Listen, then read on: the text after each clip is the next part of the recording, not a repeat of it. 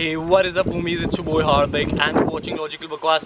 तो भाई आज की वीडियो में बताने वाला हूँ स्टूडेंट लोन के बारे में, क्योंकि मुझसे बहुत सारी रिक्वेस्ट आई थी लोन के बारे में। तो यार मेरे को ऐसा कोई नॉलेज नहीं है, बिकॉज मैं लोन पे नहीं आया हूँ। तो मैंने अपने जितने भी यहाँ पे दोस्त जो भी लोन पे आए थे, जिन्होंने चाहे बैंक से लोन लिया है, प्राइवेट फर्म से लिया है, या फिर उन्होंने किसी कमेटी से लिया है या ट्रस्ट से लिया है, तो उन सबसे मैंने क्या कहते हैं जानकारी लेने की कोशिश करी। और इस पेपर में मैंने लिखा सबके लोन के क्राइटेरिया थे। तो मैं तुम्हें स्टेप बाय स्टेप बता देता हूँ कि क्या क्या लोन के क्राइटेरियाज हैं और तुम कैसे फुलफिल कर सकते हो। तो बेसिकली लोन तुम्हें तीन जगह से मिल सकता है, 3 टाइप का मिल सकता है। एक बैंक होता है सबसे बेस्ट और सबसे सिक्योर मेथड होता है बैंक का। दूसरा होता है जो तुम्हारी ट्रस्ट और कमिटीज़ होती हैं, जो यहाँ पे मतलब जैसे कोई फॉर एग्जांपल कोई कम्युनिटी की कोई ट्रस्ट चल रही है वो उससे मिलता है, या जो कमिटीज़ जो डलती हैं, जो वीकली मंथली डलती हैं, उससे तुम्हें लोन मिल सकता है, या फिर कोई प्राइवेट फॉर्म से मिल सकता है। तो आज मैं बात करने वाला हूँ सबसे इंपॉर्टेंट चीज़ है, मैंने यहाँ पे लिखा हुआ है, तो अगर मैं इसमें देखूंगा तो माइंड मत करना, क्योंकि मेरे को ऐसा कुछ नॉलेज नहीं थी। तो मैंने इन सबके पॉइंट लिखे हैं ताकि तुम्हें अच्छे से जानकारी मिल पाए। और सबसे पहले बात करते हैं स्टूडेंट लोन की। तो यार अगर तुम्हारी लोन अमाउंट है 7 लाख से ज़्यादा, अगर 7 लाख से कम है तो तुम्हें प्रॉपर्टी मॉर्गेज नहीं करानी पड़ती, बट अगर 7 लाख से ज़्यादा तो तुम्हें प्रॉपर्टी मॉर्गेज करानी पड़ती है।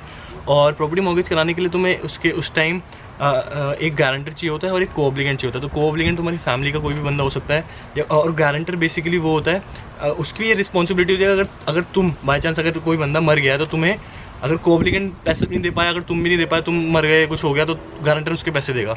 तो सबसे इंपॉर्टेंट बात ये होती है, एक मतलब को-ऑब्लिगेंट और गारंटर चाहिए होता है, ठीक है। और अगर तुम्हारा लोन 7 लाख से ज़्यादा है तो बेसिकली फीस जो होती है हमारी 15-20 लाख होती है। तो अगर तुम्हारा लोन 7 लाख से ज़्यादा है तो तुम्हें पता क्या करवाना पड़ता है, तुम्हें बेसिकली अपने वहाँ पे प्रॉपर्टी की वैल्यू तो उसका वहाँ पे प्रॉपर्टी मॉर्गेज करानी पड़ती है। और तुम्हारी जो प्रॉपर्टी की जो वैल्यू है ना, वो करीब जैसे अगर तुम्हारी उससे ज़्यादा होनी चाहिए, जो तुम्हारे लोन का अमाउंट है उससे ज़्यादा होनी चाहिए ऑब्वियसली। अगर उससे कम हुई तो तुम्हें लोन नहीं मिलेगा। तो मतलब अगर जैसे तुम्हारा कोई भी ज़मीन है, तुम्हारा प्लॉट है, या तुम्हारी कोई एग्रीकल्चर लैंड है, मतलब कुछ भी है, तो उससे तुम्हारी जो प्रॉपर्टी की अमाउंट है वो लोन अमाउंट से ज़्यादा होनी चाहिए। तो अगर जैसे सपोज़ अगर तुम्हारी दुकान 15 लाख की है और तुम्हारा लोन है 10 लाख का, तो तुम्हारी चल जाएगा। तो ऐसे ही 7 लाख से ज़्यादा की प्रॉपर्टी मॉर्गेज होनी चाहिए। और सेम प्रॉपर्टी अगर, हाँ एक और चीज़ बात है, मेरे को ये बात सबसे इंपॉर्टेंट बताई गई थी कि अगर सेम प्रॉपर्टी पे पहले लोन लिया है तो तुम्हें पहले वाला पे करना पड़ेगा। तो अगर तुम्हारा लोन प्रॉपर्टी पे पीएनबी से है, और अगर तुम स्टूडेंट लोन भी पीएनबी से ले रहे हो, तो तुम्हारा तब चल जाएगा, तुम्हें वो पे करने की ज़रूरत नहीं है। बट अगर तुम्हारा अगर पहला वाला लोन किसी और बैंक से है और दूसरा वाला तुमने अपने अभी नए बैंक से कराया है, तो तुम्हें पहले वाले को पे करना पड़ेगा। या फिर तुम्हें क्या होगा, दोनों अकाउंट मतलब दोनों जितने भी लोन है वो सेम बैंक को ट्रांसफ़र करने पड़ेंगे। तो तुम्हें ऐसे अगर तुम सपोज़ वो पीएनबी का था, अगर दूसरा तुम एचडीएफसी ले रहे हो, तो तुम्हें एचडीएफसी को दोनों ट्रांसफ़र करने पड़ेंगे, और तुम्हें दोनों सेम कंपनी का फिर लोन हो जाएगा, ठीक है। तो तुम्हारे पास सबसे इंपॉर्टेंट चीज़ मैंने बताई कि 2 ऑप्शन होती है, पे द प्रीवियस लोन, या सेम बैंक को दोनों लोन पे चला सकते हैं, मतलब सेम बैंक को दोनों लोन पे चला सकते हो फिर, ठीक है। तो और सबसे इंपॉर्टेंट बात इसमें ये आती है कि तुम्हें डॉक्यूमेंट्स क्या चाहिए, ठीक है। तो सबसे इंपॉर्टेंट बात है, और सबसे पहले तो तुम्हें आइल्स चाहिए होगा, ठीक है।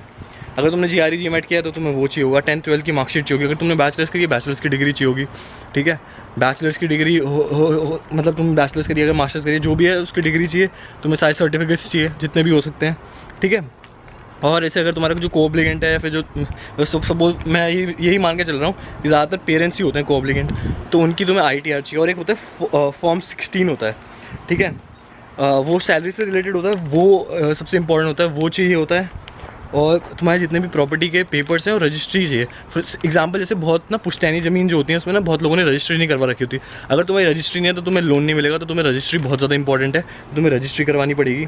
तो ना फिर उसके बाद आता है बैंक वाला, जब तुम्हारे ये सब डॉक्यूमेंट्स कंप्लीट हो जाते हैं तो बैंक आता है उसको इवैल्यूएट करने के लिए, ठीक है। तो बैंक ना इवैल्यूएटर रखता है, तो बैंक खुद नहीं आते पहले। तो सबसे पहले ना वो किसी सपोज प्रॉपर्टी डीलर को या किसी बंदे को भेज दे जो बड़ा बंदा है, जिसको प्रॉपर्टी के यहाँ पर रेट्स पता है, तो वो इवैल्यूएट करेगा। अगर तुम्हारी प्रॉपर्टी उससे ज़्यादा है तो तुम्हें लोन मिल जाएगा। फिर उसके बाद फिर खुद बैंक वाले भी आते हैं इवैल्यूएट करने के लिए, तो मतलब वो फ़ोटो खींच के जाते हैं तुम्हारी ज़मीन की, और वो सब होता है। और मैं बता दूँ, जैसे मेरे जितने भी फ्रेंड्स हैं उन्होंने ना गवर्नमेंट बैंक से लिया, क्योंकि गवर्नमेंट में इंटरेस्ट रेट ठीक होता है। जैसे अगर तुम्हारा गवर्नमेंट में 8.5 का है, तो प्राइवेट में 13 या 14 का होगा, तो वो 12, 13, 14 का होगा, तो वो फ़र्क पड़ जाता है। सबसे इंपॉर्टेंट चीज़ ये है कि तुम इंटरेस्ट देख के लो।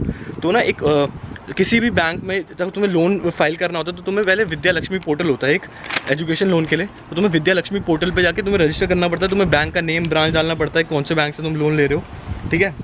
वहाँ पे वो विद्या लक्ष्मी पोर्टल पे अगर तुम जाके देखोगे तुम्हें ऑलमोस्ट पता चल जाएगा।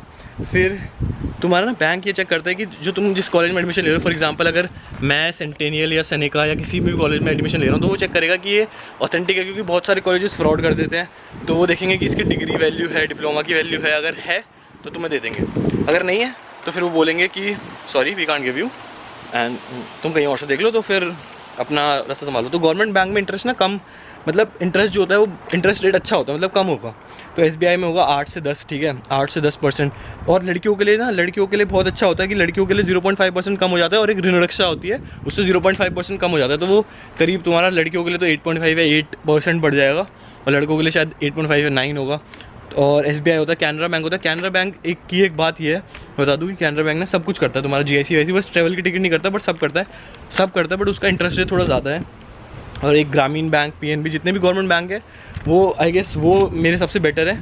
और अगर तुम प्राइवेट बैंक से लोगे तो तुम्हें थोड़ा सा एक्सपेंसिव पड़ेगा, बट प्राइवेट बैंक वाले ज़्यादा किचकिच नहीं करते, क्योंकि गवर्नमेंट वाले तुम्हारा पूरा प्रोसीजर तुम्हारा पूरा चेक करेंगे, थोड़ा टाइम लगता है, 2-3 महीने लगते हैं। बट गवर्नमेंट वाले बैंक में ये फ़ायदा है कि थोड़ा अच्छा है, मतलब इंटरेस्ट रेट सबसे इंटरेस्ट रेट कम होता है ना, तो बहुत फ़ायदा होगा।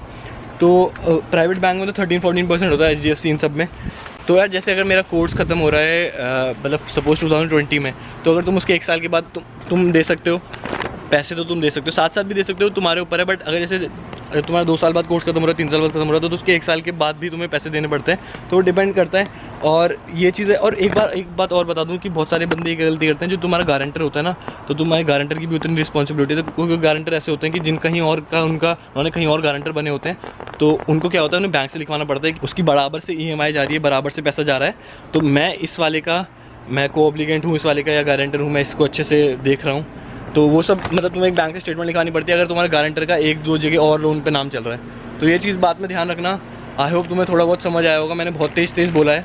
तो मैं एक बार फिर से तुम्हें बता देता हूँ कि लोन 3 टाइप के होते हैं। एक बार फिर से बता देता हूँ, बैंक के थ्रू, ट्रस्ट कमेटी के थ्रू, प्राइवेट फर्म्स के थ्रू। तो तुम्हारे स्टूडेंट लोन की अगर अमाउंट 7 लाख से ज़्यादा है, तुम्हारी प्रॉपर्टी मॉर्गेज करानी पड़ती है, ठीक है। फिर उसके बाद तुम्हें एक को-ऑब्लिगेंट चाहिए, गारंटर चाहिए, समझ गए। फिर 10 से 15 लाख उसकी वैल्यू अगर इवैल्यूएट होगी, तो ज़मीन, प्लॉट या एग्रीकल्चर लैंड, उसकी वैल्यू इवैल्यूएट करेंगे, ठीक है।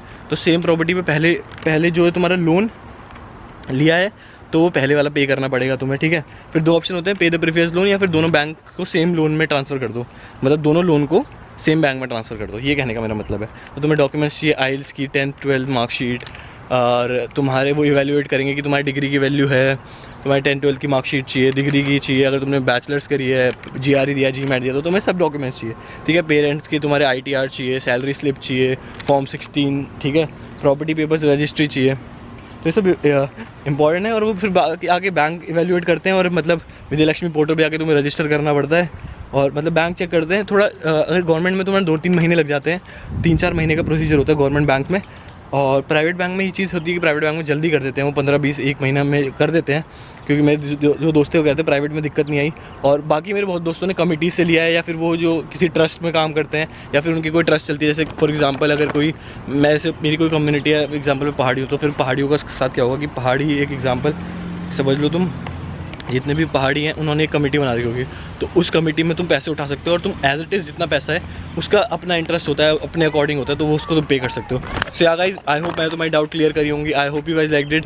If you did, make sure to give this video a big thumbs up, drop a comment in the comment section what you want to see next, till then stay awesome, keep smiling and subscribe Logical Bakwas, and I will see you guys in next video. और हंसते रहो, मुस्कुराते रहो, और भाई सपने देखो जरूर पूरे होते हैं, and I will see you guys in the next video. Peace out.